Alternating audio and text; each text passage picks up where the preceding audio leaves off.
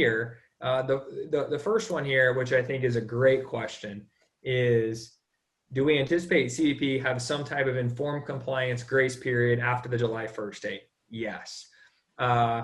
Customs has come out and said, we've heard it from the executive assistant commissioner, that says really for the first 6 months of this, there is going to be a lot of work inside of training, informed compliance periods, and things like that. So understand that we're going to run into some issues with just ports having a tough time. But at the end of the day, especially in the US, the guidance has been pretty clear to allow for some of this flexibility here over the next 6 months.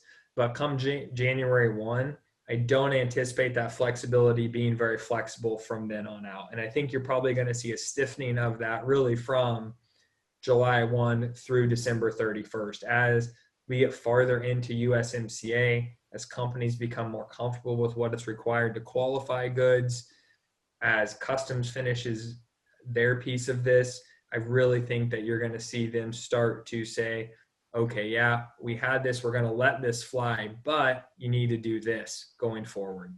And so I do really think we're going to see some of that, but at least US Customs has announced that. The uniform regs really don't talk about something like that, because that's a question that we got in, how is Mexico and how is Canada going to treat this?